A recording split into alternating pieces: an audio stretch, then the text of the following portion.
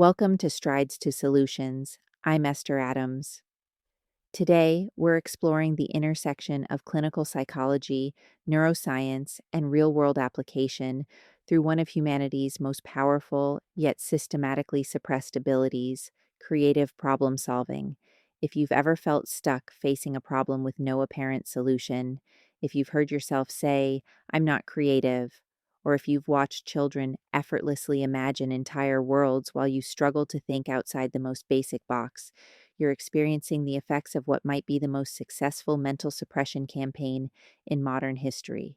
We're going to explore how a nation that once prided itself on innovation, where citizens created 70% of their household items, became a culture where most adults have literally forgotten how to play, imagine, and create. More importantly, you'll learn the specific mental framework that separates those who solve problems from those who remain stuck, and how to reactivate the creative genius that's been dormant since someone told you there was only one right answer. There was a time when American ingenuity was the envy of the world. Cotton gin, telephone, light bulb, airplane. These weren't just inventions, they were symbols of a culture that believed any problem could be solved with enough creativity and determination. Before the 20th century, Americans were creating more than 70% of their household items themselves. Every garage was a potential laboratory, every basement a workshop where the impossible became possible. Fast forward to today, and we've become a nation of consumers rather than creators. The average American adult struggles to solve basic problems without consulting Google or calling an expert. We've outsourced our creativity to others, content to let someone else do the innovative thinking while we passively consume the results. And here's the tragedy: this isn't because we lack creative ability, it's because we've been systematically trained out of it. The decline began innocuously enough. Television arrived, offering entertainment without participation. Educational systems increasingly rewarded conformity and correct answers over exploration and imagination. Workplaces valued critical thinking, the ability to tear ideas apart, over creative thinking, the ability to build something new.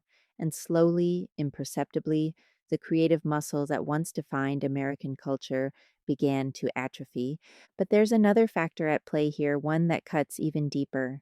Somewhere along the line, we began to believe that creativity was a gift bestowed upon a chosen few, the Picassos, the Einsteins, the Steve Jobs of the world. We looked at their achievements and said, I could never do that. I'm not creative. And in believing this lie, we made it true. As Richard Bach wrote in Illusions, argue for your limitations, and sure enough, they're yours. The truth that psychologists and neuroscientists have discovered is radically different. Creativity isn't a gift, it's a birthright. Every human brain comes equipped with the neural machinery for innovation. The difference between those we call creative and those who claim they're not isn't talent. It's practice, persistence, and most importantly, permission. Permission to explore, to play, to fail, to look foolish, to ask dumb questions, to challenge assumptions. The stakes for reclaiming our creative abilities have never been higher. Alvin Toffler, in his prescient book Future Shock, warned that the pace of change in the modern world would accelerate to the point where our ability to adapt would be constantly challenged. He might as well have titled it Future Stress, because that's exactly what we're experiencing.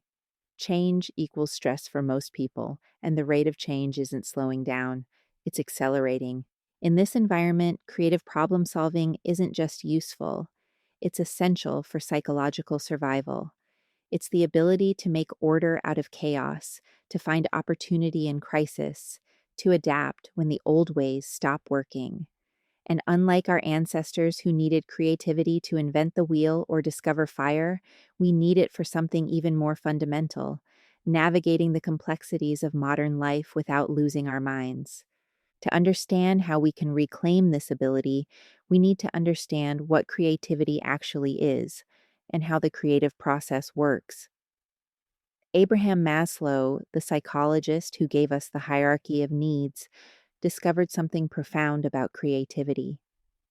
He found that the creative process and the path to self-actualization, becoming the fullest expression of who we are essentially the same journey. He described creativity as the art of being happily lost in the present moment, a state where time dissolves and we become completely absorbed in the act of creation. Maslow divided the creative process into two distinct phases. Primary creativity is pure play, the generation of ideas without judgment, the what if stage where anything is possible. It's the domain of imagination, intuition, and wonder. Secondary creativity is where discipline enters, the refinement, organization, and implementation of ideas. It's where dreams meet reality and possibilities become actualities. Roger von Oesch took this model and made it even more practical by personifying the creative process as a team of 4 distinct players, each with a crucial role. Understanding these roles, and more importantly, learning to embody each one at the appropriate time, is the key to unlocking your creative problem-solving potential. The first player is the explorer. The explorer's job is to venture beyond the familiar, to gather raw materials for ideas. The explorer is curious, adventurous, willing to get lost. When singer Jack Johnson needs inspiration, he reads Vonnegut and Joseph Campbell. When Sting was stuck, he turned to Shakespeare. The explorer knows that new ideas rarely emerge from staring at the same 4 walls. You have to leave your territory, whether physically or mentally. But here's where most people get stuck. They explore with a closed mind. They venture out but carry their assumptions with them like armor, protecting themselves from anything truly new. The explorer needs what Zen Buddhists call beginner's mind, the ability to see with fresh eyes, to be surprised, to notice what others overlook. Columbus wasn't looking for America. He found it because he was willing to sail beyond the edge of the known world. The explorer asks, where? Where can I find inspiration? Where have I never looked? Where would be the last place I'd expect to find an answer? And crucially, the explorer carries a notebook because insights are like butterflies, beautiful but fleeting. If you don't capture them in the moment, they're gone. The second player is the artist. If the explorer gathers raw materials, the artist transforms them into something new. The artist plays, experiments, combines things that don't normally go together. The artist asks, what if? Without needing an immediate answer. What if cars ran on electricity? What if we could store 5,000 songs in our pocket? What if we made a video of musicians on treadmills? The artist understands something crucial. Every act of creation first requires an act of destruction. The old pattern must be broken before a new one can emerge. Picasso said this explicitly. You can't make an omelet without breaking eggs.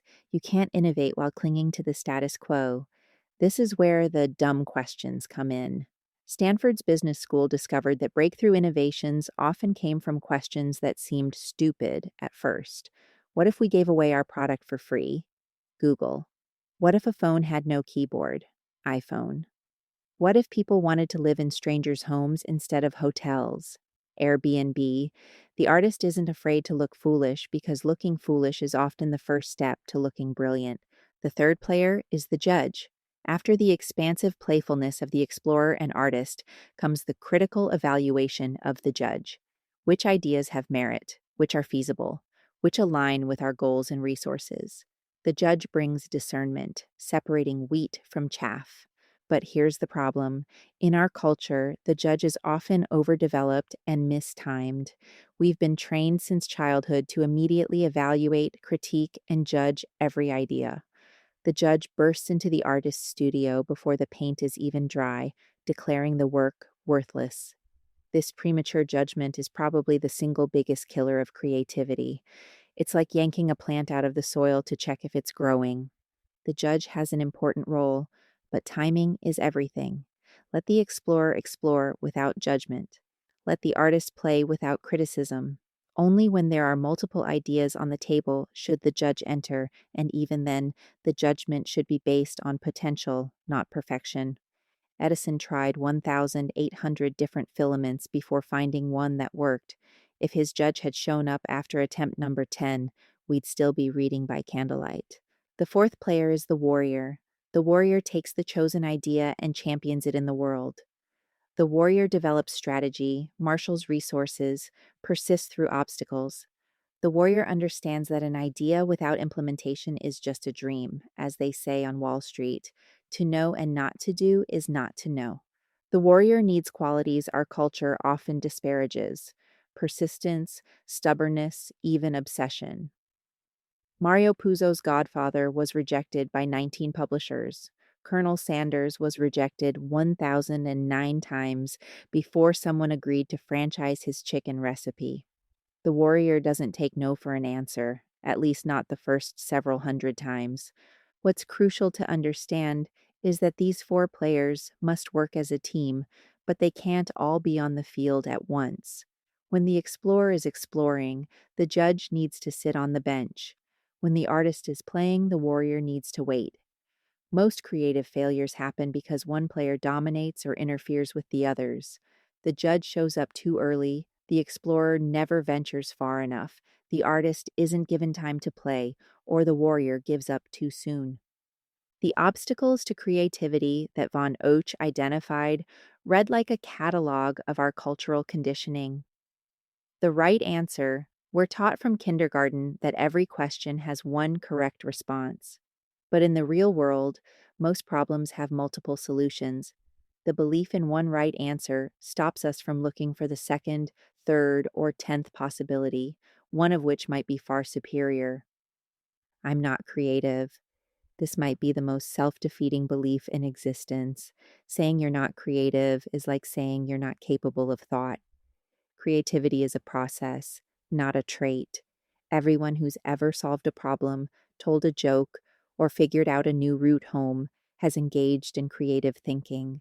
The only difference between creative people and uncreative people is that creative people give themselves permission to create. Don't be foolish. We're terrified of looking stupid, so we play it safe, stick to the conventional, avoid anything that might draw ridicule. But every innovation looked foolish before it succeeded. The Wright brothers were mocked. The first person to eat a lobster must have seemed insane. Foolishness is often wisdom wearing a disguise. To err is wrong. We've been conditioned to see mistakes as failures rather than feedback. But in the creative process, errors are data.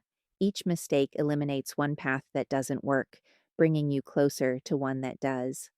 Thomas Watson, founder of IBM, understood this. The way to succeed is to double your rate of failure. These mental locks aren't just personal limitations, they're cultural programming. Western education rewards left brain thinking, logical, analytical, sequential, while dismissing right brain thinking, intuitive, holistic, pattern recognizing, as fuzzy or impractical. We're taught to think in straight lines when reality moves in circles, spirals, and quantum leaps. The environmental obstacles are equally real. Time pressure kills creativity. You can't rush inspiration. Negative feedback from others can shut down the creative process before it begins. Resource limitations, while sometimes spurring creativity, can also constrain it. And perhaps most insidiously, we're surrounded by people who've also been trained out of their creativity, creating an echo chamber of limitation.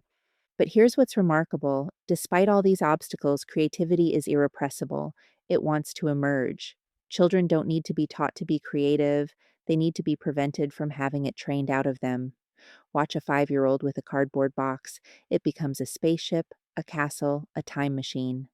That same imaginative capacity exists in every adult brain, waiting to be reactivated. Leonardo da Vinci, often considered history's greatest creative genius, offers clues about how to reawaken this capacity. Michael Gelb, in studying da Vinci's methods, identified key principles. First, curiosity, insatiable curiosity about how things work. Da Vinci filled thousands of pages with questions. Why is the sky blue? How do birds fly? What makes the heart beat? He didn't always find answers, but the questioning itself opened his mind to possibilities. Second, the use of all senses. Da Vinci didn't just think about problems, he experienced them fully. He dissected bodies to understand anatomy, studied water flow to design canals, observed birds for years before designing his flying machines. Creativity isn't just a mental exercise, it's a full body, full sensory experience. Third, comfort with ambiguity and paradox. Da Vinci could hold contradictory ideas simultaneously without needing immediate resolution. He was artist and scientist, dreamer and engineer, idealist and pragmatist. This ability to tolerate uncertainty, to live in the question rather than rushing to an answer, is essential for creativity. Fourth, learning from mistakes. Da Vinci's notebooks are filled with failed designs, incorrect hypotheses, abandoned projects. But he didn't hide these failures, he studied them. Each mistake taught him something, refined his understanding, pointed toward better solutions. When we apply these principles to actual problem solving, something shifts. Problems stop being obstacles and become puzzles. Stress transforms into challenge. The impossible becomes merely difficult, and the difficult becomes interesting. The creative problem solving process itself follows a pattern, though rarely a linear one. First, you must truly understand the problem. This sounds obvious, but most people jump to solutions before fully grasping what they're solving. Einstein reportedly said that if he had an hour to solve a problem, he'd spend 55 minutes understanding it and 5 minutes solving it. Understanding means looking at the problem from multiple angles. What's the surface issue? What's underneath? What are the constraints? What are the assumptions? Who else has faced this problem? How did they approach it? What would happen if we did nothing? What would happen if the problem got worse? Sometimes thoroughly understanding a problem reveals that it's not the real problem at all. Next comes idea generation, and this is where most people get stuck because they try to generate and evaluate simultaneously. That's like trying to drive with the brake and accelerator pressed at once. Idea generation requires suspension of judgment. Every idea, no matter how absurd, gets welcomed. The goal is quantity, not quality. If you need one good idea, generate 50. If you need a breakthrough, generate 100. Julia Cameron, in The Artist's Way, insists that creativity is spiritual electricity, a force that wants to flow through us if we just get out of the way. She recommends morning pages, 3 pages of stream of consciousness writing every morning, no editing, no judgment, just flow. This practice clears the mental channels, making space for creative insights. The selection and refinement phase is where the judge finally gets to play, but even here, the judgment should be constructive. Instead of, that won't work, ask, how could we make this work? Instead of, that's impossible, ask, what would need to be true for this to be possible? Every idea has a kernel of potential. The skill is finding and nurturing it. Implementation, the warrior's domain, is where most creative solutions die. Not because they're bad ideas, but because implementation requires different skills than creation. It requires organization, persistence, resource management, often collaboration. Many creative people are brilliant at generating ideas, but terrible at follow through. Recognizing this, successful innovators often partner with others who have complementary skills. The evaluation phase is crucial, but often skipped. Did the solution work? Partially? Completely? What unexpected consequences emerged? What did we learn? This evaluation feeds back into understanding, creating a cycle of continuous improvement and learning. But here's what's often misunderstood about creative problem solving: it's rarely linear. You might be in implementation when you realize you need more ideas. You might be evaluating when you discover you misunderstood the problem. The process is more like a dance than a march, requiring flexibility and responsiveness. The role of play in this process cannot be overstated. Play isn't frivolous, it's how the brain explores possibilities without consequence. When we play, we activate different neural networks than when we work. The default mode network, associated with creativity and insight, becomes more active during play. This is why so many innovations have emerged from garages and basements, spaces associated with tinkering and play rather than serious work. Companies that understand this create playful environments. Google's offices have slides and game rooms. Pixar has artist caves and communal play spaces. These aren't perks, they're cognitive tools. Play reduces stress, increases dopamine, enhances pattern recognition, and promotes the kind of associative thinking that leads to breakthrough insights. But you don't need a corporate playground to access the benefits of play. Doodling during meetings, taking walks, playing with children, engaging in hobbies, all these activate the playful state of mind where creativity flourishes. The key is giving yourself permission to be unproductive, at least by conventional standards. Some of the most productive thinking happens when we appear to be doing nothing. The relationship between stress and creativity is paradoxical. Mild stress can enhance creativity by increasing focus and motivation, but chronic stress kills creativity by keeping the brain in survival mode, where novel thinking is suppressed in favor of familiar patterns. This is why stressed people often can't see solutions that seem obvious to others. Their cognitive flexibility is compromised. This is also why creativity itself is such a powerful stress management tool. When we engage in creative problem solving, we shift from feeling victimized by problems to feeling empowered to solve them. We move from passive to active, from stuck to flowing. The creative process itself, regardless of outcome, is inherently satisfying. Maslow's happily lost in the present moment describes a state psychologists now call flow, complete absorption in an activity where self consciousness disappears and time distorts. Flow states are not only deeply satisfying, they're also when we do our best thinking. The conscious mind relaxes its grip, allowing the unconscious to make connections we couldn't force. This is why insights often come in the shower, during walks, or just before sleep, when the conscious mind loosens control. Understanding this, we can deliberately cultivate conditions for creative insight. Instead of forcing solutions, we can explore widely, play freely, then step back and let the unconscious mind work. The solution that emerges might surprise us with its elegance and simplicity. The cultural implications of widespread creative suppression are staggering. We've created a society of people who believe they can't solve their own problems, who wait for experts and authorities to provide answers. We've trained generations to think in straight lines when reality is quantum.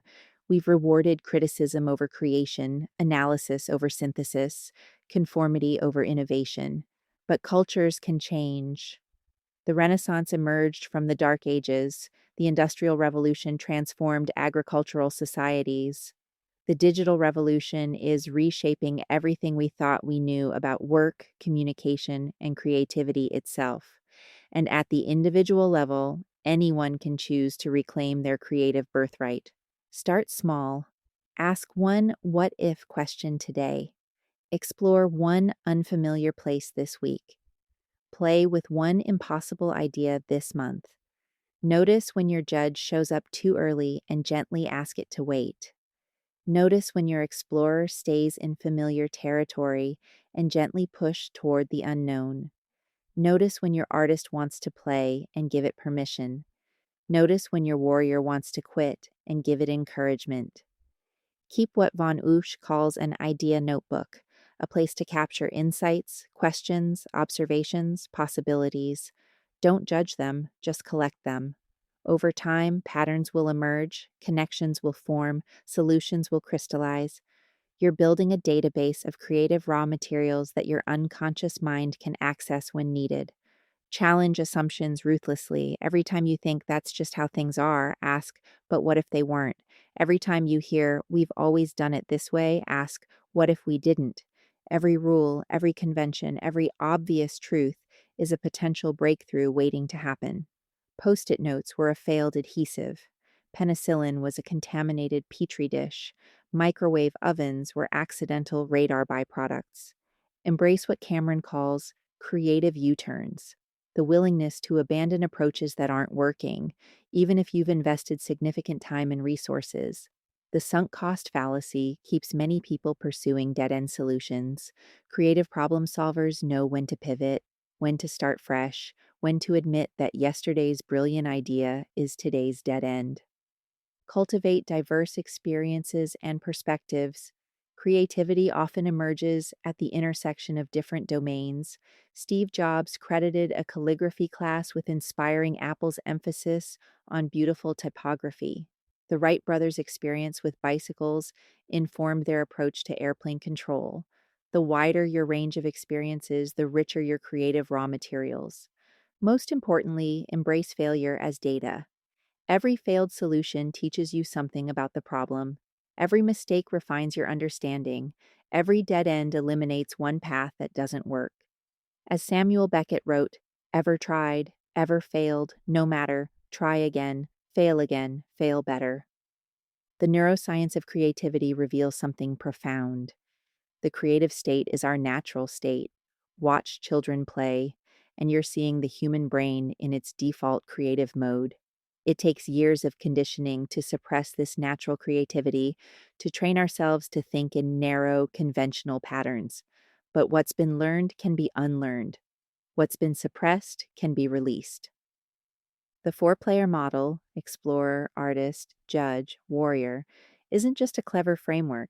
It maps onto distinct neural networks and cognitive modes. The explorer activates the brain's novelty-seeking systems. The artist engages the default mode network associated with imagination. The judge employs executive function and critical analysis. The warrior activates goal-directed behavior and persistence networks. Understanding this, we can deliberately strengthen each player through targeted practice. Exploration can be developed through travel, reading, conversation with diverse people. Artistic thinking can be enhanced through play, improvisation, and creative expression. Judgment can be refined through analysis, evaluation, and constructive criticism. The warrior spirit can be strengthened through goal setting, project completion, and persistence practice. The relationship between creativity and mental health is bidirectional. Creativity enhances mental health by providing agency, meaning, and flow states. But mental health also enhances creativity by providing the psychological safety needed for risk taking and experimentation. This creates either a virtuous cycle of creativity and well being or a vicious cycle of suppression and stress.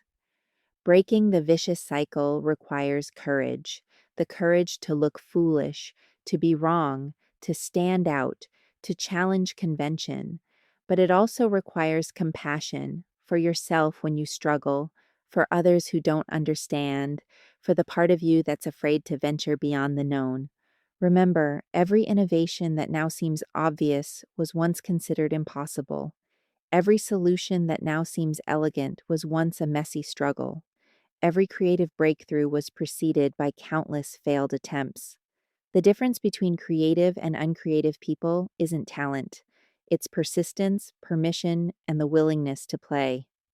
As we close today's episode of Strides to Solutions, I want to leave you with this challenge. Choose one problem in your life that feels stuck, unsolvable, impossible. Now give yourself permission to play with it. Explore widely, look for ideas in unexpected places, ask what if without needing answers, generate 50 bad ideas before looking for one good one. And remember, you're not uncreative, you're just out of practice. The creative genius that invented imaginary friends and turned cardboard boxes into spaceships is still there, waiting to be invited back to play. If you're ready to systematically rebuild your creative problem-solving abilities, my book, Rescript Your Reality, offers a groundbreaking approach to understanding and recalibrating not just your inner dialogue, but your entire cognitive framework. Available on Amazon, it provides specific exercises for reactivating each of the four creative players and breaking through the mental locks that keep most people stuck in conventional thinking patterns.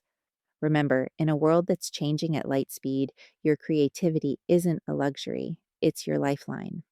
The problems you face today require solutions that don't yet exist.